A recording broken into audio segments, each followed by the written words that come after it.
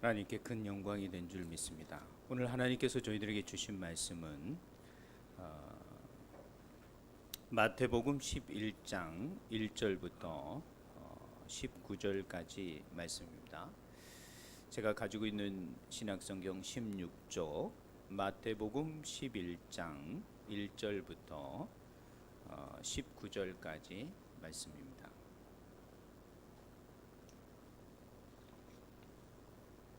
신약성경 마태복음 11장 1절부터 19절까지 말씀입니다. 다 찾으신 줄 알고 한 절씩 교독하시도록 하겠습니다. 1절 하나님의 말씀을 들으십시오. 예수께서 12 제자에게 명하기를 마치고 이에 그들의 여러 동네에서 가르치시며 전도하시려고 거기를 떠나 가시니라.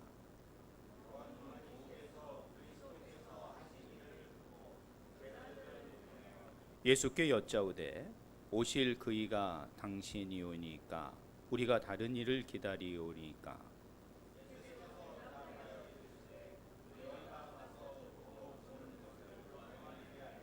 맹인이 보며 못 걷는 사람이 걸으며 나병 환자가 깨끗함을 받으며 못 듣는 자가 들으며 죽은 자가 살아나며 가난한 자에게 복음이 전파된다 하라.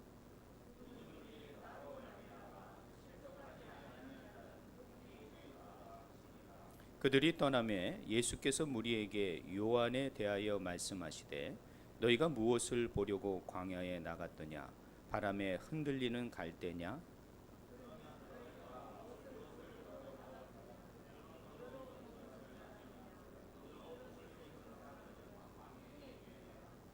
그러면 너희가 어찌하여 나갔더냐? 선지자를 보기 위함이더냐? 옳다. 내가 너희에게 이르노니 선지자보다 더 나은 자니라.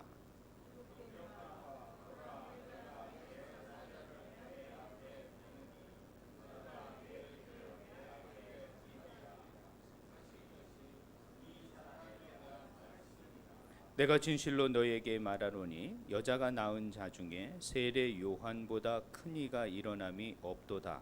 그러나 천국에서는 극히 작은 자라도 그보다 크니라.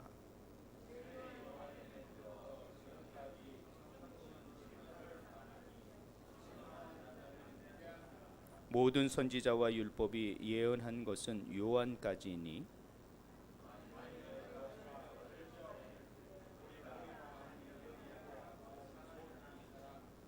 귀 있는 자는 들을지어다.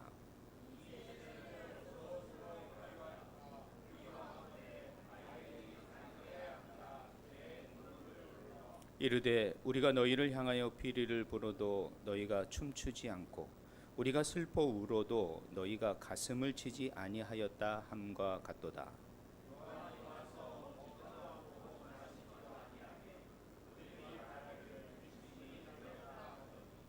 인자 다 같이 인자는 와서 먹고 마심에 말하기를 보라 먹기를 탐하고 포도주를 즐기는 사람이요 세리와 죄인의 친구로다 하니 지혜는 그 행한 일로 인하여 옳다함을 얻느니라. 아멘. 네, 저희들은 2023년 마태복음을 함께 나누고 있습니다.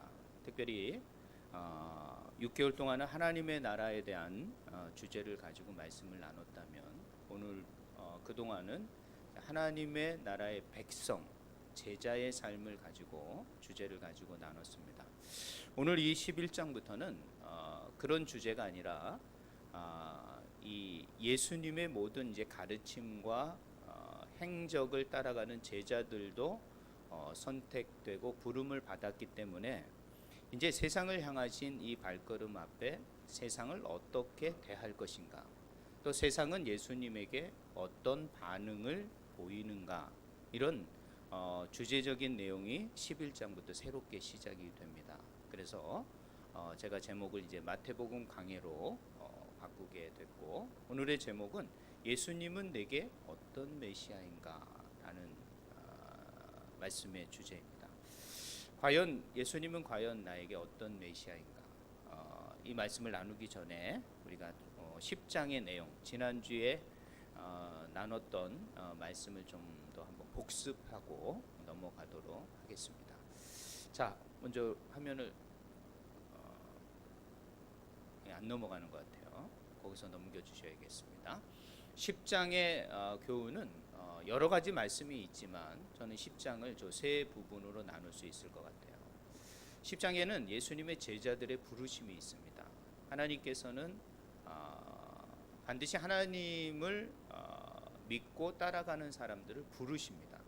여러분들이 예수님에게 스스로 나오신 것 같지만, 자원하여 나오시는 것 같지만 그렇지 않아요. 성경에는 반드시 예수님이 여러분들을, 하나님이 여러분을 부르고 계시다라는 것을 늘 기억하셔야 됩니다.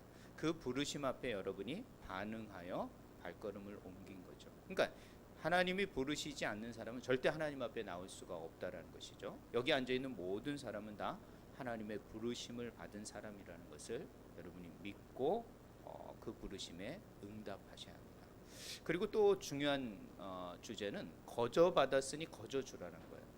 여러분이 사실 받은 것, 이 세상을 태어나면서 가지고 나온 것이 뭐 있습니까? 아무것도 없거든요. 그렇기 때문에 여러분이 이 세상에서 얻은 모든 것은 여러분의 수고와 노력도 있지만 그 모든 것들을 갖게 하는 하나님의 거저 주심의 시작이었다라는 것을 여러분이 생각하시고, 남에게 주는 것을 너무 아까워하지 마시고요, 거저 주는 자가 되어야 됩니다. 그리고 성경은 그 주는 자가 복되다고 말씀하고 있습니다.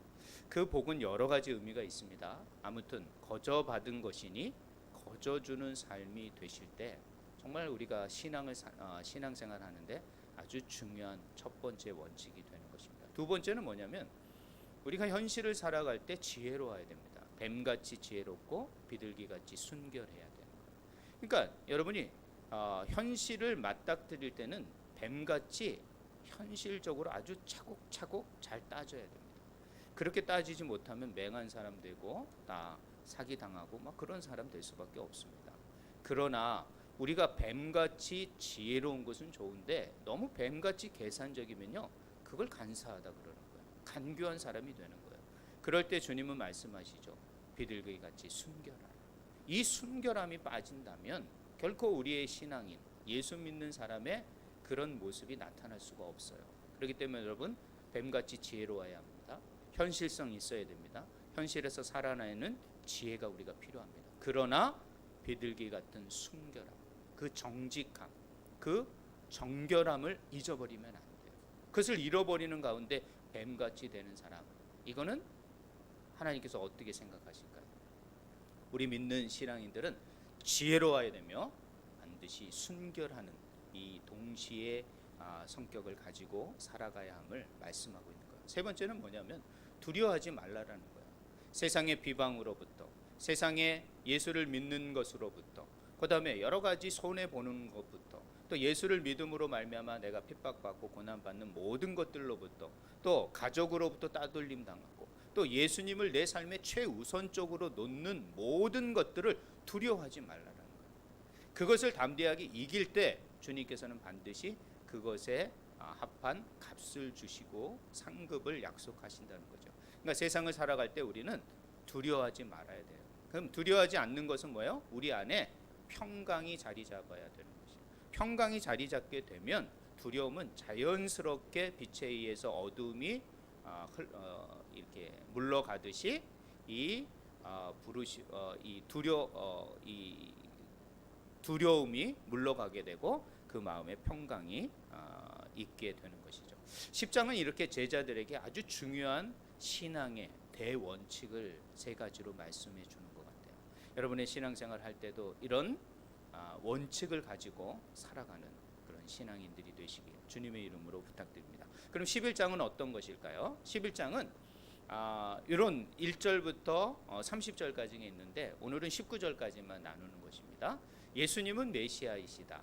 그리고 장터의 어린이 비유를 통하여 무엇을 말씀하시는가. 그리고 다음 주에는 우리가 회개하지 않는 도시들, 그러면서도 불구하고 하나님을 배척하는 시대와 사람들을 향하여 변함없이 예수님은 초청하고 계시다는 거예요. 불러주시고 계시다라는 거예요. 왜?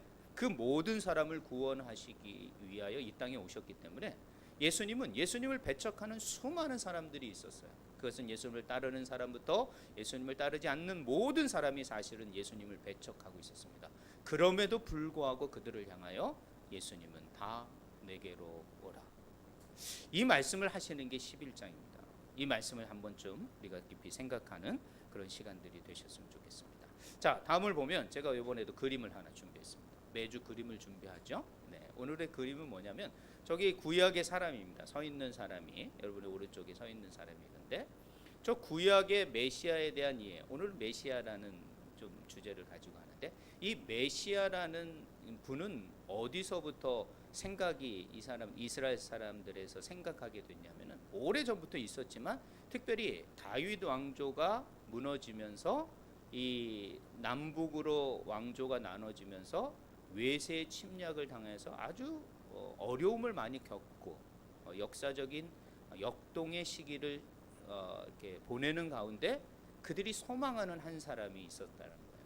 그분이 누구냐? 바로 메시아라는 거예요. 그래서 메시아니즘이 그들 안에 생기기 시작을 했습니다. 그래서 하나님이 보내시는, 그래서 이 선지자들의 주제 중에 하나가, 큰 주제 중에 하나가 바로 메시아를 보내주실 것이다. 즉 하나님이 육신이 되어 이 땅에 오실 것이다. 그 보내는 자를 통하여 이 땅이 심판을 받게 되고 너희들은 다시 회복하는 거룩한 백성이 될 것이다. 이런 메시지가 이 선지서부터 전달되기 시작해요. 그러니까 구약의 아주 많은 시간이 이 메시아를 기다리는 시간으로 흘러가게 되는 거죠. 그래서 북이스라엘이 멸망하고 남유다가 멸망하는 가운데서도 이 멸망한 나라를 다시 회복해 주실 그분이 누구냐? 바로 메시아라는 거예요. 그래서 구약의 사람들은 자신의 힘들을 기르고 막 준비하는 것보다도 메시아를 기다리는 생각을 가지고 있었어요. 근데 저 메시아가 한 번 온다고 생각을 한 거예요. 자, 저기 봉우리가 하나 딱 있죠. 초림이라고 딱 돼 있죠. 근데 그 뒤에 메시아의 재림이 하나가 더 있었던 거예요. 근데 구약의 사람들은 저 메시아의 초림만을 생각하고 뒤에 산을 생각하지 못한 거예요. 그것을 알 수도 없었고 보이지도 않으니까, 또 말씀하신 것도 그런 내용이 없으니까 저들은 메시아는 한 번 오므로 말미암아 모든 것들이 심판받고 회복될 것이다, 이렇게 생각을 한 거예요. 저게 구약의 메시아적 이해입니다. 이런 구약의 사람 중에 한 사람이 누구였냐면 바로 예수님 당시의 제자들이었고 그 당시의 사람들이었고 그 당시의 세례 요한이었다라는 거예요. 이런 이해를 해야만이 여러분이 오늘 본문을 이해하는데 좀 도움이 될 것 같아서 제가 저 그림을 좀 찾아가지고 저 언덕을 밑에서 딱 보면 저 뒷산이 보이지 않잖아요. 앞산만 딱 보이잖아요. 아, 메시아가 저렇게 오셔가지고 모든 것들을 평정하시겠구나, 이런 생각을 가졌던 게 구약의 사람들입니다. 자, 이런 배경 지식을 이해하고 구약적인 그 당시에 살아가는 예수님 당시에 메시아관을 가졌던 그 사람들을 이해하고 오늘 본문을 한번 들어가 보도록 하겠습니다. 눌러주시면, 자, 예수님은 과연 어떤 메시아인가? 이런 오해가 아주 많았어요. 세례 요한이 예수님을 메시아로 선포를 하고 이렇게 말씀을 전하고 다녔어요. 그러면서 제가 구약 성경의 메시아 관점을 설명드렸고요. 그다음에 심판과 그 회복의 메시아라는 것을 그들은 기대하고 있었어요. 그래서 오늘 이 3절에 보면 세례 요한이 그들의 제자를 통하여 질문을 던지는 거예요. 예수께서 여짜오되 오실 그이가 당신이십니까? 라고 하는 거예요. 오실 그이가 당신이십니까? 아니면 우리가 다른 일을 기다려야 되겠습니까? 라고 묻는 거예요. 이 세례 요한의 질문은 어떤 질문이었냐면 당신이 진짜 구약에서 약속된 메시아이십니까? 라고 말을 하는 거예요. 자, 분명히 본인이 예수님이 메시아라고 고백을 했는데 다시 질문을 이렇게 하는 거예요. 저는 왜 이런 질문을 할까? 어떤 주석을 찾아보니까 세례 요한이 의심을 했다라는 거예요. 예수님이 과연 우리가 기다렸던 그 메시아 맞는가? 하고 의심을 했다라는 거예요. 근데 그 뒤에 내용을 보면 세례 요한은 절대 의심한 흔적이 보이지 않습니다. 그럼 도대체 왜 이런 질문을 할 수밖에 없었을까라고 생각했을 때 저는 2절을 보게 됐어요. 여기서 뭐가 되냐면 제자들을 보내었다라고 말해요. 요한이 옥에 갇혀서 그리스도가 하신 일을 듣고 제자들을 보냈다라고 말하고 3절에 보니까 우리가 다른 일을 기다리올까? 그러면 우리라는 말은 세례 요한 말고 그에 따르는 제자들까지 포함하는 거예요. 그때 세례 요한을 따르는 많은 사람들이 있었습니다. 그렇기 때문에 이 사람들은 세례 요한이 선포한 그 예수님이 메시아라는 것이 진짜입니까? 라고 의심하게 된 거예요. 그러니까 저는 세례 요한의 의심뿐만 아니라 의심했다라는 생각을 안 하고 저는 바로 여기 제자들이 의심하고 있었다는 거예요. 즉 많은 사람들, 세례 요한을 따르는 예수님과 간접적으로 동조하는 이 사람들도 지금 예수님을 뭐 하고 있는 거예요? 의심하고 있다. 과연 저분이 메시아인가? 도대체 왜 저 사람은 저런 행동을 하고 있을까? 그럼 도대체 이 사람들을 왜 의심하게 되냐는 거예요. 세례 요한을 쫓아다니면서 마지막 이 새로운 시대의 메시아를 보내실 하나님의 뜻을 선포하며 세례 요한을 동조하고 따랐던 이 제자들이 왜 지금 이 시점에 예수님이 메시아인가를 다시 한번 질문하면서 의심하면서 묻고 있냐는 거예요. 자, 이거는 상당한 예수님의 행적이 그들의 행동과 달랐기 때문에 그래요. 그들이 생각하는 메시아가는 바로 정치적 메시아를 원했던 거예요. 로마로부터 지금 이런 나라의 어려움으로부터 해방되어지고 자유하고 독립적인 나라가 될 수 있는, 그리고 경제적으로도 상당히 어려운 가운데 경제적인 이런 어려운 부분을 극복해낼 수 있는 우리들의 지도자, 우리들의 메시아가 예수 그리스도라고 생각을 했던 것이에요. 근데 예수 그리스도는 지금 이 시점은 어떤 거냐면 공생애를 시작하면서 1년 반밖에 되지 않은 거예요. 1년 반 동안 지금 예수님은 그런 어떤 정치적인 이슈를 가지고 얘기한 적도 없고 경제적인 어떤 극복을 위해서 행동하신 것도 없고 아무것도 행동하지 않는 거예요. 오히려 무엇을 행동하냐면 가난한 사람을 찾아가고 병든 자를 찾아가고 그 다음에 뭐 안진뱅이를 일으키고 나병 환자를 고치시고 혈루병 여인을 고치시는 뭐 이런 일밖에 하지를 않는 거예요. 그러니까 사람들이 보는 내가 기대했던 그 메시아가 아닌 어떻게 돼요? 다른 메시아가 지금 온 것 같은 생각이 드는 거예요. 지금 세례 요한은 어떤 상태냐면 여기 2절에 보니까 옥에 갇혀서 있다 그랬잖아요. 감옥에 갇혀져 있어요. 자, 이 감옥에 갇혀져 있었다라는 말은 어떤 상황을 이해하셔야 돼요. 이것은 뭐냐면 사도행전에 여러분이 보면 이해를 할 수가 있는데 이 어떻게 됐냐면은 이 유대 지역을 이렇게 지배했던 그 헤롯 안디바라는 왕이 있었습니다. 분봉 왕이죠. 헤롯 대왕, 즉 예수님의 죽이려고 했던 그런 그 헤롯은 죽은 상태입니다. 그 헤롯 대왕의 아들들이 몇 명 있었는데 그 아들들이 이 가나안 지역, 팔레스타인 지역을 나누어서 통치하고 있었는데 이 유대 지역을 통치하던 사람이 헤롯 안디바라는 왕이었습니다. 이 헤롯 안디바가 어떤 일을 했냐면 자기 동생의 아내를 취하여 자신의 아내로 삼은 거예요. 이거 상당히 이거 정치적으로 문제가 있지 않습니까? 그래서 이 세례 요한은 한마디 한 거예요. 아니 도대체 왕이라는 사람이, 그리고 이스라엘의 왕, 하나님의 나라의 왕이라는 사람이 그런 식으로 부도덕한 행동을 하면 되겠습니까? 하고 윤리적으로 도덕적으로 외쳤고 또 그것에 의해서 어떻게 돼요? 이 세례 요한이 감옥을 간 거예요. 그것도 감옥에 어디를 갔냐면은 그 사해 지역의 토굴에 갇혀져 있는 거예요. 이거는 요세푸스의 글에 나오는데요. 여러분 사해를 가시면 해수면보다 200m 아래에 있는 땅이에요. 그렇기 때문에 거기는 그런 돌로 된 곳도 많고 그래서 토굴이 많아요. 그런 토굴에 그 다윗도 숨어 있었고 막 그랬었거든요. 자, 그런데 그 토굴이 감옥이 돼서 갇혀져 있으니 얼마나 이게 저녁이 되면 춥고요. 그다음에 아주 거기는 진짜 삭막한 곳이 거기입니다.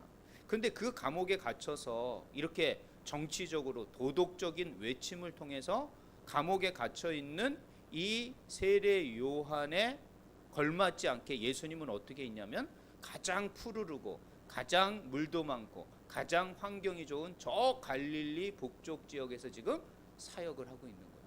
갈릴리 바다를 가봤습니다. 와, 진짜 그 바다가 같이 넓은 게 있으니까 얼마나 또 가슴이 팍 튀었는지요.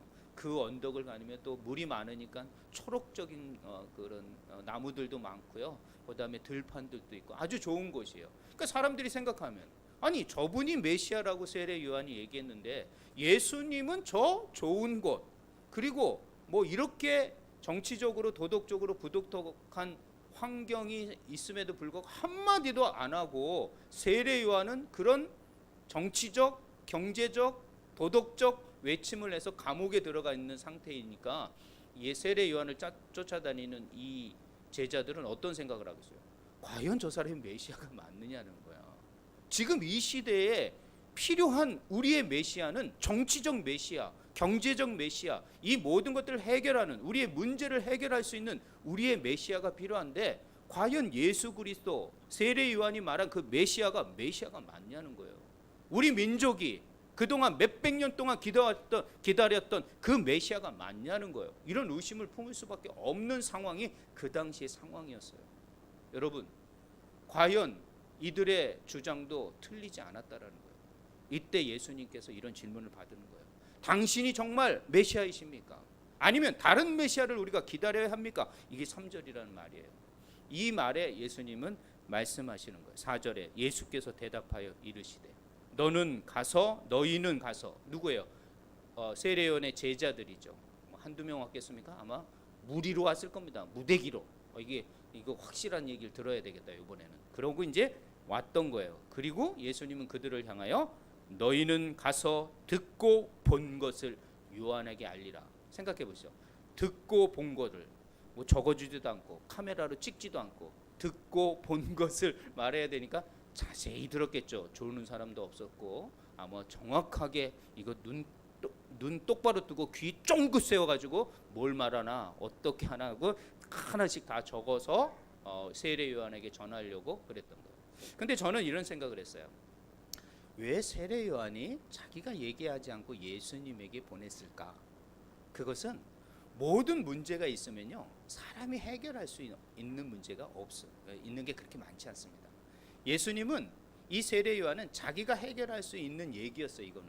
그런에도 불구하고 의심이 한번 사로잡힌 사람들은요 절대 그 의심이 해소되지 않습니다.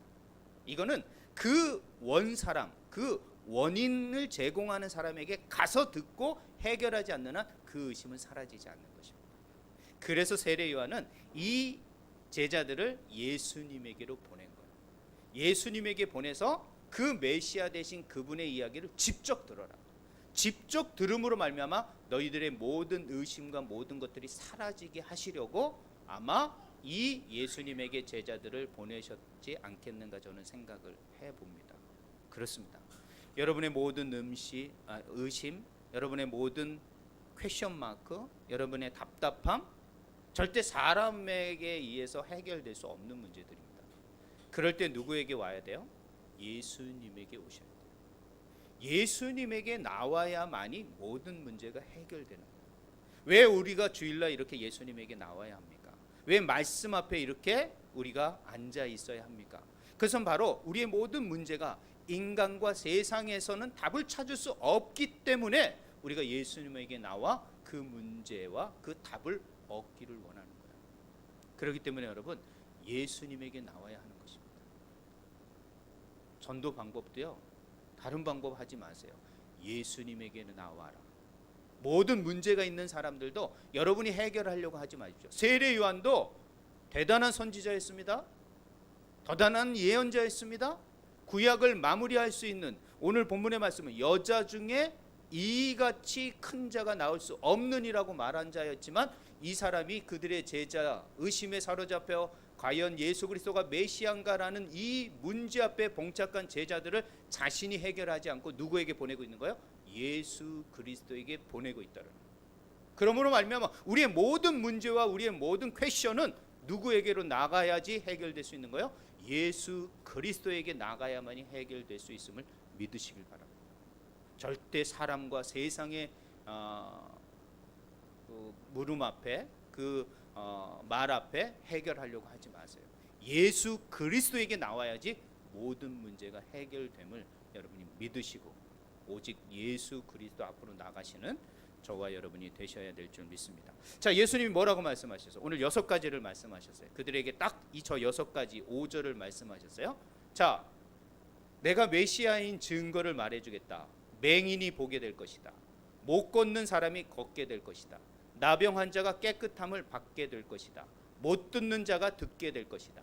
죽은 자가 살아나게 될 것이다. 가난한 자에게 복음이 전파된다 하겠다.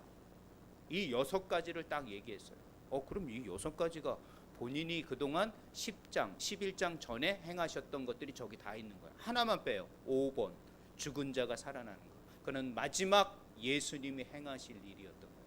그리고 죽은 나사로를 아직 살리시지 않은 상황이었기 때문에 저 말은 앞으로 예수 그리스도가 행하실 것까지 말씀하신 거예요. 그러니까 메시아의 표적이 무엇인지를 말씀한 거예요. 그럼 도대체 저거는 자기가 행한 것을 말하지 않냐라고 말하는 거예요. 이것이 이게 메시아의 무슨 증거냐라고 했을 때 저 말이 나온 구약의 말씀이 있는 거예요. 그 말씀이 어디냐? 바로 이사야의 말씀이에요. 다음을 눌러주시면 이사야 35장 4절과 6절을 인용하신 거라는 거예요. 많은 사람들은 메시아를 정치적인 메시아, 자신의 문제를 해결할 수 있는 메시아, 자신의 인형으로밖에 생각하지 않는 메시아를 생각했지만 성경에는 그런 메시아만 있는 것이 아니라 어떤 메시아요? 저 메시아가 오면 나타나는 현상들을 말씀하고 있는 거예요. 저것들을 기억하지 못한 거예요. 저 말씀과 저 예언을 그 당시 사람들은 잊어버리고 있었던 거예요. 예수님은 말씀하십니다. 그들이 잊어버리고 중요하지 여기지 않는 한 가지를 들어 말씀하시는데 저게 바로 이사야서 35장 4절과 6절 말씀이에요. 4절은 뭐라고 말합니까? 겁내는 자들아 이르기를 굳세어라. 두려워하지 말라. 보라 너희 하나님이 오사 보복하시며 갚아주실 것이라. 하나님이 오사 너희를 구하시리라. 하나님이 오사, 이 하나님은 곧 메시아를 말하는 거예요. 그 메시아로 오시는 분이 오면 너희들을 구해주는데 그때 나타나는 현상이 어떠냐? 5절부터 6절이라는 거야. 그때에, 즉 하나님 메시아가 오실 그때에는 맹인의 눈이 밝아질 것이며 못 듣는 사람의 귀가 열릴 것이며 그때, 즉 메시아가 오는 그때는 저는 자는 사슴같이 뛸 것이며 말 못하는 자는 혀로 노래하게 되고 이는 광야에서 물이 솟겠고 사막에서 시내가 흐를 것임이니라. 이렇게 말하고 있는 거예요.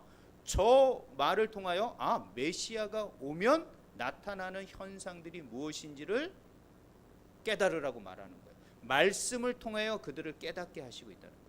예수님의 방법은 마찬가지예요. 말씀을 통하여 그 문제를 해결하게 하시는 거예요. 오늘도 마찬가지예요. 예수님 앞에 나온 저와 여러분이 여러분의 문제가 해결되는 것은 바로 말씀을 통하여 그 문제가 해결되게 하셔야 되는 거예요. 사람의 입술이나 사람의 가르침을 통하여 해결하는 것이 아니라 하나님의 말씀이 여러분의 가슴과 여러분의 문제를 해결할 수 있는 답을 가지고 계시다라는 것을 여러분이 기억하셔야 돼요. 그래서 그 의심이 사로잡혀 있는 그 제자들에게 예수님은 저 이사야의 말씀을 통하여 메시아가 오면 이런 상황이 일어날 것이다 라는 것을 지금 자기가 본인 예수 그리스도가 하고 있는 모든 것들이 바로 메시아의 증거이다 라고 말하고 있는 거죠. 이 본문만 아니에요.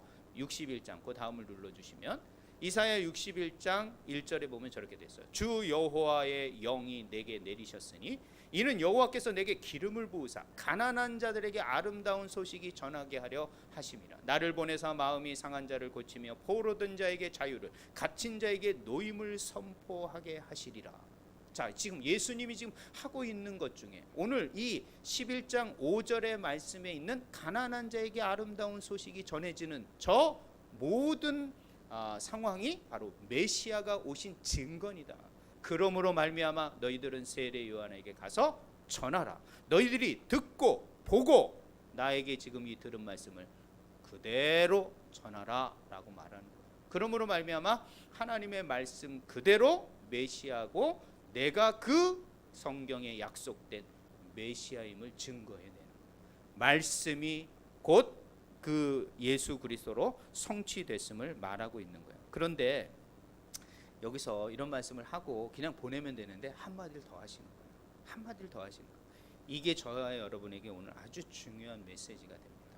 바로 6절의 말씀이에요. 눌러주시면 누구든지 나로 말미암아 실족하지 않은 자는 복이 있도다 하시는 거예요. 실족하지 않아야 되는 거예요. 즉 이 말은 뭐냐면 제가 주제로 적어놓은 것처럼 예수님의 뜻과 나의 뜻이 다를 때, 여러분 우리가 인생을 살아보면 여러분이 기도하고 간구할 때마다 여러분의 간구에 주님은 여러분의 뜻대로 응답하지 않을 때가 많아요. 과연 도대체 여러분 그럴 때 우리는 어떻게 해야 되냐? 이 내 뜻이 주님의 뜻이 되길 원하는데 주님은 그렇지 않으신 것 같아요. 지금 이 세례 요한과 제자들의 그 당시 사람들은 정치적 메시아를 기다리는데 예수님은 그 정치적 메시아로 지금 걸어가고 있지 않으신 거예요. 도대체 이런 상황에서 우리는 어떻게 해야 되냐는 거예요. 그것이 오늘 본문이 우리들에게 말해주는 거예요.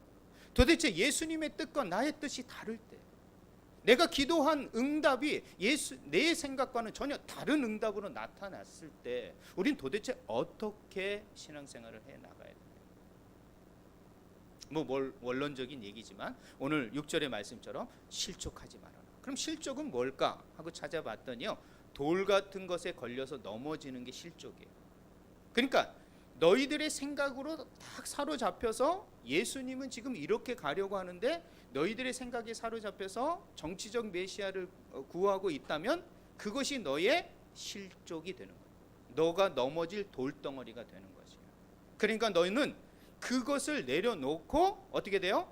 예수님의 메시아 되심을 믿고 받아들여야 된다. 그것을 받아들이지 않는다면 너희들은 실족하게 된다. 그럼 실족하게 되는 게 뭐겠어요? 구원의 기회를 놓치게 되는 것입니다. 넘어지고 실족하게 되면 내 뜻을 너무도 주장해서 예수님 뜻은 그럴지라도 나는 내 뜻을 굽힐 수 없어, 나는 이렇게 살아갈 거야 한다면 여러분은 실족하게 되는 거죠. 실족하는 자는 복을 받을 수 없다라고 말하고 있습니다. 실족하지 아니하는 자는 복이 있도다 오늘 말하고 있는 거예요. 예수님 분명히 성경의 말씀을, 예언의 말씀을 들어 증명해내고 있는데 그 말씀조차도 믿지 않는다면 그 사람은 결코 실족할 수밖에 없다라고 말하는 거예요. 사랑하는 주 안의 성도 여러분, 우리가 하나님의 뜻과 말씀의 뜻과 우리의 뜻이 다를 때가 아주 많을 것입니다. 그럴 때 우리는 우리의 뜻을 내려놓고 어떻게 돼요? 예수 그리스도의 약속의 말씀을 붙드셔야 돼요. 그것을 믿고 받아들일 때 우리는 실족하지 않을 수 있습니다. 넘어지지 않을 수가 있는 거예요. 우리의 모든 넘어짐은 바로 그 하나님의 말씀, 하나님의 뜻대로 우리가 믿고 받아들이지 않기 때문에 넘어지고 실족할 수밖에 없다라고 말하는 거예요. 그러므로 예수님은 세례 요한의 제자들에게 너희들이 내 말을 듣고 의심을 지어버리고 나를 메시아 되심을 믿어라. 그러면 실족하지 않을 것이고 너는 복을 받게 될 것이다. 구원의 기회를 얻게 될 것이다 라고 말하고 있는 거예요. 그리고 오늘 7절에 보니까 그들이 떠나매, 이제 떠났어요. 제대로 깨닫고 그들이 세례 요한에게 가서 이 말을 전하며 아마 세례 요한이 제대로 그들에게 확신시켜 주시지 않았겠는가. 여러분, 세례 요한의 큰 제자 중에 한 사람이 누군지 아십니까? 바로 사도 요한이에요. 사도 요한이 세례 요한의 제자였습니다. 그러니까 세례 요한을 쫓아다니는 제자들은 아주 괜찮은 사람들이 많았다는 거예요. 근데 이 사람들이 예수님을 메시아로 받아들이지 않으면 큰 배척의 세력이 될 수밖에 없기 때문에 예수님은 그들을 향하여 말씀을 통하여 그들이 예수 그리스도를 메시아로 믿게 하고 그들로 예수님을 따르는 사람들이 되게 하셨다는 거죠. 그리고 그들에게 실족하지 않기를 오늘 말씀하고 있다는 것이. 자, 그들을 떠내 보내셨습니다. 제자들이 이제 세례 요한에 따르는 제자들이 없고 이제 자신들의 제자와 또 그를 따르는 사람들이 남았을 때 이제 세례 요한에 대해서 말씀하는 본문이 있습니다. 눌러주시면 요거는 시간이 없기 때문에 제가 간략하게 좀 내용을 마무리하도록 하겠습니다. 자, 이 본문을 통하여 저는 어떻게 생각하냐면 세례 요한의 사역이 끝났다고 생각을 하는 거예요. 메시아신 예수 그리스도가 세례 요한의 사역은 여기서 마감하고 그의 사명은 여기서 완수되었음을 선언하며 이 말씀을 하시는 게 아니겠는가. 왜냐하면 세례 요한이 이후에 그만 목이 잘려 순교하게 되기 때문이죠. 그러니까 더 이상 감옥에서 나와서 활약할 수 없는 상황이 되어버렸습니다. 그렇기 때문에 예수님은 여기서 세례 요한이 여기까지의 그의 사명이 있음을 선언하시며 마무리해 주시면서 그를 평가하는 내용이 오늘 7절부터 16절이 아니겠는가 생각해요. 그럼 세례 요한을 어떻게 평가하셨을까요? 저는 이렇게 생각해요. 세례 요한을 따르는 사람들이 없으면 우리 그렇잖아요. 그 사람이 없으면 이렇게 막 이렇게 험담을 하거나 한번 이렇게 가십을 하고 그러잖아요. 근데 예수님 보십시오. 그 사람을 아는 사람과 그 사람이 없는 가운데 그 사람을 칭찬하고 있는 거예요. 저는 이런 예수님의 모습이 참 사람을 하나 세워가는 중요한 태도라고 생각을 합니다. 그러니까 사람이 없을 때 잘 알지도 못하고 그럴 때 그 사람을 너무 까면 안 돼요. 여러분, 믿는 사람이 그렇게 하시면 절대 안 됩니다. 그것처럼 우리에게 손해를 보는 일은 없습니다. 그러니까 사람이 없을 때 예수님처럼 더 칭찬하고 그를 높이는 그런 말이 우리에게 필요한 것 같습니다. 그러니까 꼭 예수님의 모습, 정말 세례 요한을 칭찬하는 예수님을 우리가 보게 됩니다. 자, 세 가지로 볼 수 있습니다. 구약의 선지자, 수많은 선지자가 있죠. 엘리야, 엘리사, 무슨 이사야, 예레미야, 다니엘, 에스겔, 얼마나 많은 선지자가 있습니다. 그러나 그 선지자들보다 더 나은 자, 더 뛰어난 자가 누구냐? 바로 세례 요한이었다. 그러니까 세례 요한을 얼마나 지금 높이는지 몰라요. 그가 한 모든 행적이 아주 짧은 생이었지만 그를 선지자보다 더 나은 선지자라고 말합니다. 두 번째는 여자가 낳은 자 중에 가장 큰 자라고 말하는 거예요. 여자가 낳은 자 중에. 그러면 도대체 이 사람은 어떤 존재인 겁니까? 그만큼 위대한 존귀한 일을 감당한 사람이었음을 말하고 있는 거예요. 그리고 세 번째 뭐라고 말하냐면 구약의 마지막이며 신약을 여는 사람이었다.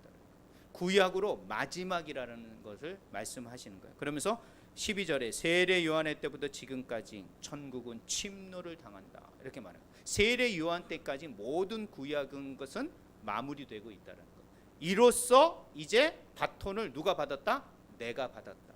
예수 그리스도인 이 하나님의 메시아가 받아 지금 마지막 주자로 골 라인을 향하여 지금 달려가고 있다는 거예요. 여러분, 이러면 릴레이를 한번 생각해 보시라는 거예요. 400m 계주를 생각하면 막 이게 뛰고 있다가 이제 세 번째 주자가 누구였냐면 바로 세례 요한이었다는 거예요. 그건 구약을 마무리 짓고 마지막 주자 예수님에게 바톤을 딱 넘기며 그는 이제 끝내버리는 거예요. 그리고 예수님은 마지막 주자로 골라인을 향하여 지금 질주하고 있는 상황이 그렇다는 거예요. 그러면서 그 마지막 주자 최선을 다했던 그 세 번째 세례 요한을 예수님은 구약을 마무리 지으며 신약을 여는 자라고 지금 말씀하고 있다라는 것이죠. 그러므로 세례 요한은 더 이상 이제 성경에 나타나지 않으며 그의 이제 순교로 마무리되는 것을 볼 수 있습니다. 그러면서 예수님은 이 세례 요한을 마지막으로 극찬하면서 마무리하고 있는 거예요. 그러니까 그가 묻고 있는 이 자가 바로 말라기에 말한 엘리야다. 그리고 그 엘리야가 메시아가 오기 전에 오는 자이기 때문에 곧 내가 메시아다라고 말을 하고 계시는 거죠.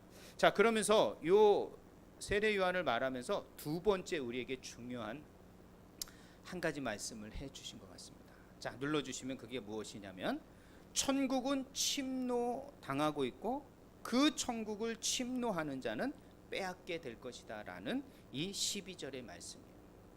여러분, 이것을 우리는 많은 사람들이 막 이렇게 좀 오해를 하는 것 같아요. 그래서 제가 조금 쉽게 좀 설명을 하도록 하겠습니다. 저기 침노를 당하니다라는 이 말은 비타민 말 같아요. 비아제타이라는 말이에요. 비아제타. 우리는 비아 이렇게 가면은 비타민 이렇게 느껴지잖아요. 이 침노를 당한다라는 이 헬라어 말이 비아제타이라는 말이에요. 비아제타이. 기억하기도 쉽겠죠? 예, 비아제타이라는 말인데 이 비아제타이라는 말은 어떤 거냐면은 열정적으로 이것을 놓치지 않기 위하여 싸우라 이 말이라는 거예요. 그러니까 침노를 지금 천국이 당하고 있고 그 침노하는 자는 그 천국을 침노한 자는 그것을 빼앗게 될 것이다. 이 말은 뭐냐면 너희들이 지금 메시아로서 내가 하나님의 나라와 하나님의 통치를 지금 증거하고 있는데 이 천국에 대한 메시지를 너희들이 적극적으로 받아들여 반응해야 된다는 거예요. 적극적으로 듣고 반응해야 된다는 거예요. 그냥 얼거무려 그냥 구렁이 담 넘어 가듯이 그냥 스리슬쩍 누가 가니까 나도 한번 따라가겠다, 이게 아니라 정말 열정적으로 적극적으로 노력하며 싸워가며 이 하나님의 나라를 소유하려고 노력해야 된다. 그러지 않고 설렁설렁 믿어간다, 설렁설렁 뭐 이랬다 저랬다 갈대처럼 이리 흔들렸다 저리 흘렸다가 아니라 바르게 침노하는 자로서 침노하여 뺏는 자와 같은 이 적극적으로 반응해야 됨을 말하고 있는 거예요. 제자들에게 지금 말하고 있는 거예요. 세례 요한처럼 적극적으로 하나님의 말씀에 반응해야 된다는 것이에요. 오늘을 살아가는 저와 여러분이, 많은 분들이 그냥 될 대로 되라, 그냥 편안하게 간단하게 예수님 믿어가지, 한번 어차피 믿어가는 거, 이렇게 생각하시는 분들 많습니다. 한번 고난이 몰아치면 우리 한국교회가 어떻게 우수숙 낙엽 떨어지시 떨어질 줄 저는 모르겠습니다. 물론 지금 코로나 기간 동안 한국교회가 20%가 날아갔습니다. 벌써 20%가 날아갔어요. 기독교 100%를 봤을 때 20%가 각 교단별로 각 교회별로 우수숙 날아갔습니다. 코로나 하나로 날아갔습니다. 이거보다 더 큰 고난이 온다면 과연 한국교회가 얼마나 남아있을까요? 그런 부분에서는요, 베트남 교회가 강합니다. 베트남 교회는 이 공산화에서도 교회 문이 다 닫히고 목사들이 다 감옥에 갇혔는데도 20년을 버텨낸 교회가 베트남 교회입니다. 내성이 있죠. 고난 속에 더 빛난 교회가 오히려 베트남 교회일 수 있습니다. 근데 한국 교회 어떻습니까? 부흥하고 성장하고 화려함으로 치장한 가운데 강력함과 적극적인 반응은 다 사라지고 기회주의자, 정말 상황만 살피며 어디든 움직일 수 있는 갈대와 같은 믿음, 연약한 믿음의 소유가 되지 않았겠는가? 저는 한 번쯤 생각해 볼 수 있다고 생각해요. 그래서 우리에게 한 번쯤 고난이 휘몰아 쳐야 되는 것입니다. 고난이 휘몰아 쳐야 진정한 믿음의 거목들은 든든히 남게 되는 것이죠. 자, 그래서 오늘 이 말은 그런 것입니다. 침노를 당하고 있다. 즉 천국은 사탄의 통치권으로 강력하게 지금 도전받고 있다라는 거예요. 그렇죠. 지금 예수님이 지금 배척당하고 있지 않습니까? 예수를 따르고자 하는 세례 요한의 제자들도 예수님을 의심하고 있는 상황 아닙니까? 그럴 때 우리는 어떻게 해요? 이 상황 속에서 하나님의 나라와 통치가 자기의 삶에 이루어지기를 바라고 열망하는 자는 끊임없이 노력과 싸움을 통하여 하나님 나라를 차지하려고 발버둥 친다는 거예요. 적극적으로 반응해야 된다는 것이죠. 이런 적극성이 없으면 여러분의 믿음 어떻게 될지 모르는 거예요. 사랑하는 주 안의 성도 여러분, 제발 믿음을 적극적으로 반응하십시오. 그냥 기회가 되면, 언제 때가 되면 하겠지라고 아니라 지금, 내일을 누가 알 수 있습니까? 오늘 주님께서 나를 부르시고 이 상황 속에서 나를 배척하고 나를 비난하고 나를 두려워하는 것들이 있을 때 담대하게 그곳에 어떻게 해요? 적극적으로 반응하여 주님의 일을 감당해 가는 것. 이건 너무도 중요한 우리의 사명이고 예수님의 명령이라는 거예요. 자, 이러면서 예수님께서 마지막 교훈을 비유로 말씀하십니다. 그게 바로 장터의 비유인데요. 이 장터의 비유를 보면 지혜롭게 반응하라는 말이에요. 눌러주시면 지혜롭게 반응하라는 거예요. 자, 오늘 이 5절부터 보면 귀 있는 자는 들을지어다. 이 15절에 귀 있는 자는 들을지어다. 예수님이 이 말씀을 할 때는요, 어떤 말이냐면 이거 매우 중요하다, 집중해라, 잘 들어라, 이런 말이에요. 성경을 보다가 귀 있는 자는 들을지어다. 이 말이 제일 많이 나오는 성경이 어디입니까? 요한계시록이잖아요. 요한계시록에 귀 있는 자는 들을지어다. 이 교회마다 얘기할 때 이런 얘기를 하시거든요. 이건 뭐예요? 정말 중요한 얘기다. 그러니까 요한계시록이 중요한 얘기인 거예요. 요한계시록이 너무도 중요한데 우린 요한계시록을 잘 모르잖아요. 언젠가는 개봉박도 요한계시록을 강의하리라. 제가 그것을 하면은 끝내지 않겠나, 저도 그런 생각이 듭니다. 자, 그러면서 귀 있는 자는 들을지어다. 이 말은 뭐냐면 뭐예요? 아주 중요한 말이라는 거예요. 근데 그 중요한 말이 비유의 얘기예요. 자, 여기에 보면 이 세대가 무엇으로 비유할까? 이 세대, 지금 예수님이 살아가고 있는 이 세대, 아니면 오늘 저와 여러분이 살아가는 이 세대일 수도 있습니다. 모든 세대를 향하여 말씀하시지 않겠는가 생각을 해요. 왜? 예수님을 배척하는 세력은 어느 세대에도 있었기 때문에. 그렇기 때문에 이 세대를 무엇으로 비유하건대 아이들이 장터에 앉아 제 동물을 불러. 자, 동물하는 건 친구 아닙니까? 친한 친구. 함께 소꿉놀이도 하고 장난도 치고 축구도 하고 뭐 놀이도 할 수 있는 정말 친한 친구예요. 자, 이 친한 친구들이 모여서 뭘 합니까? 결혼식 놀이를 하고 장례식 놀이를 하는 거예요. 왜 그 당시에는 그런 놀이를 했는지 모르겠어요. 제가 보니까 놀 게 없으니까 이런 놀이를 했지 않았겠는가. 저희들은 뭐 땅 따먹기도 하고 오징어 게임도 하고 뭐 할 게 많았잖아요. 근데 이 당시엔 별로 그런 게 없었나 봐요. 아무튼 장례식이나 하고 그다음에 결혼식이나 하는 거예요. 자, 결혼식 흉내를 냅니다. 결혼식 흉내를 내면 어떻게 해요? 딱 노래를 부르면 그 노래에 맞춰서 장단에 맞춰서 막 춤을 추고 그래야 되잖아요. 그래야지 뭔가 꿍짝이 맞고 재밌게 놀지요. 너는 놀아라, 난 가만히 있으면 이게 놀이가 안 되잖아요. 그죠? 자, 윷놀이도 그렇잖아요. 뭐 경쟁도 하면서 으쌰으쌰 하고 뭐야 저거 잡네 못 잡네 하고 뭐 북샥북샥 해야지 재밌잖아요. 근데 이 놀이를 할 때 이 놀이를 하면서 이게 노래를 하면서 야 너 춤추고 장단 맞춰서 해야 돼. 그러고 하는데 가만히 있는 거예요. 장단을 맞추지 않는 거예요. 지금 세대가 지금 그런 세대라는 거예요. 장례식을 해요. 어이구 누가 죽으면 아이고 우는 흉내를 내줘야 되는데 아무도 안 하고 거기서 웃는다. 이건 뭡니까 도대체? 그 놀이를 하자는 거예요, 말자는 거예요? 지금 하나님의 나라를 지금 땅끝까지 증거하고 선포하고 증거하고자 하는 사람들, 하나님을 믿는 사람의 부르심을 받은 사람들이 다 이러고 있다라는 거예요. 야, 우리 민족이 다시 주님의 일들을 감당해야 되는, 땅끝까지 이 일을 해야 돼. 우리 공동체가 이 일을 해야 돼. 그런데 너 혼자 하셔요. 저는 별로 그런 거에 반응하지 않겠습니다. 이러고 있는 거예요 지금.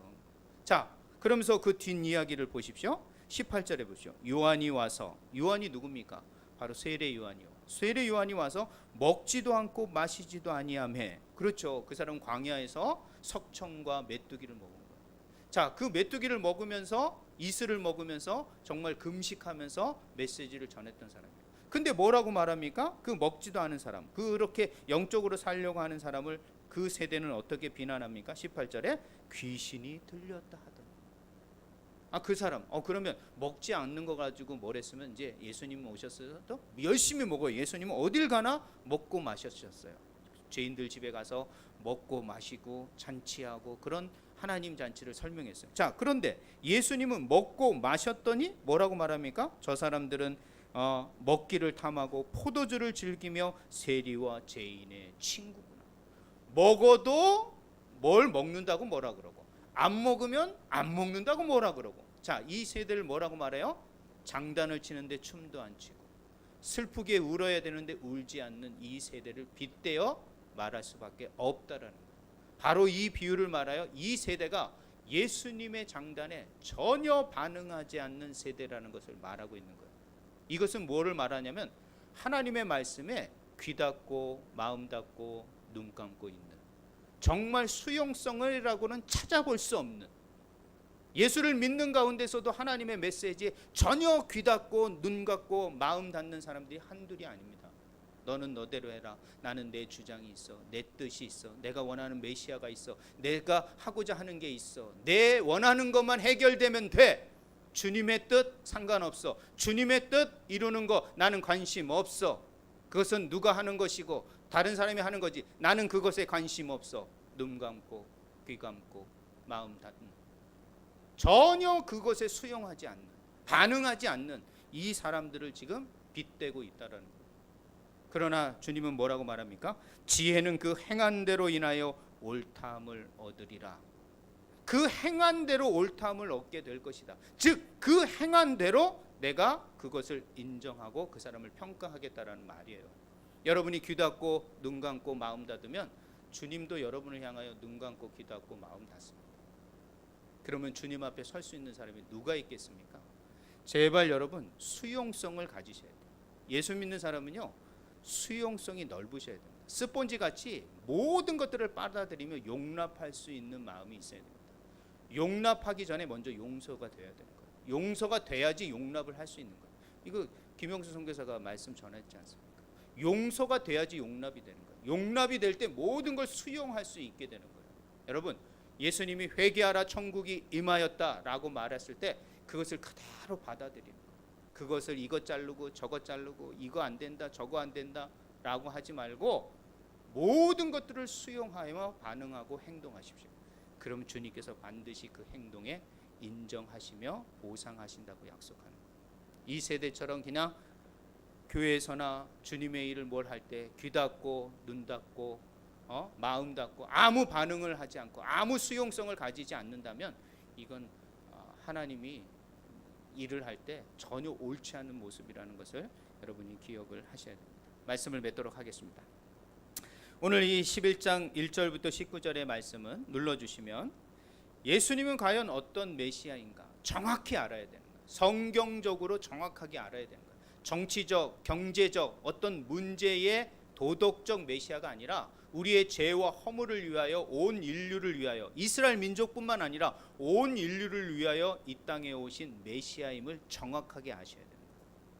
그래야지 그분은 결코 이스라엘에만 메시아가 아니라 온 인류의 메시아임을 선포하고 있다는 것을 기억하고 여러분만의 예수님 구세주가 아니라는 거예요. 아직도 믿지 않는 수많은 사람들을 향한 메시아임을 기억하고 그 예수님을 증거하고 전하는 선포하는 저와 여러분이 되셔야 합니다. 그리고 이 예수님의 말씀에 이 하나님의 나라와 이 하나님의 선포에 통치에 적극적으로 반응하십시오. 그리고 열정을 가지고 노력하고 싸우는 한이 있어도 그것들을 놓치지 않는 침노하여 빼앗는 자와 같은 열정을 가지고 믿음 생활을 감당하셔야 돼요. 그러지 않고서는 여러분의 모든 것들이 다 빼앗길 수밖에 없다라는 것이에요. 그리고 지혜롭게 반응하고 수용하십시오. 모든 것들을 수용할 수 있는 너 때문에가 아니라 너 덕분에 내가 이렇게 살아간다. 이렇게 말할 수 있는 자가 되어야 됩니다. 자, 비판하는 사람은요 이런 말을 많이 씁니다. 너 때문에, 무엇 때문에, 때문이라는 말을 많이 써요. 근데요 감사하는 사람은요 말 꼬리를 들어보면요 너 덕분에 고마워. 이것 덕분에 내가 된 것 같아. 이것 때문에 이거 덕분에 내가 할 수 있었던 것 같아. 이렇게 말이 바뀝니다. 말 한마디가 그 사람의 말하는 태도와 생각하는 게 다 다릅니다. 수용적이냐 아니면 배타적이냐. 여러분 우리는 수용적이 되어야 돼요. 예수님은 이 모든 예수님의 말씀에 수용하고 적극적으로 반응하고 예수 그리스도가 진정한 우리의 메시아, 죄와 사망으로부터 구원자이신 메시아라는 것을 인정하기를 오늘 본문을 통하여 말씀하고 있는 거예요. 혹시 여러분 예수를 믿어가면서 나는 예수님이 다른 걸 좀 해결해 줬으면 좋겠습니다 라고 구하는 거 있습니까? 아닙니다. 내 뜻을 내려놓으시고 하나님의 뜻이 무엇인지 성경의 뜻이 무엇인지를 먼저 받아들이며 예수 그리스도의 참된 메시아를 깨달아 그분에게 적극적으로 반응하고 수용해가는 정말 신앙의 승리자들이 다 되시는 우리 주 안에 모든 성도들이 되시길 주님의 이름으로 부탁드립니다. 기도하겠습니다. 하나님 감사합니다. 오늘도 주의 말씀 붙들고 이 한 주간을 예수 그리스도는 나의 메시아이시며 온 인류의 메시아임을 고백드리며 또 그 말씀 앞에 그 통치 앞에 적극적으로 반응하고 모든 것들을 수용함으로 말미암아 행함으로 말미암아 신앙의 승리자가 될 수 있도록 우리 모든 주 안의 성도들과 함께하여 주시옵소서. 우리가 눈을 닫고 귀를 닫고 마음을 닫고 내 뜻만을 주장하고 고집하는 자가 아니라 진정 하나님의 말씀을 듣고 그 말씀을 믿고 신뢰하고 적극적으로 반응하고 수용하는 가운데 예수 그리스도의 메시아됨을 선포하며 증거하는 삶 살아낼 수 있는 우리 모든 주 안의 성도들 되게 하여 주시옵소서. 특별히 이 땅 베트남에는 아직도 예수 믿는 사람들이 98%가 믿지 않고 있습니다. 그들을 향한 우리의 외침과 선포가 끊이지 않도록 하나님 멈추지 않도록 인도하여 주시옵소서. 이런 삶으로 살고 결단하는 우리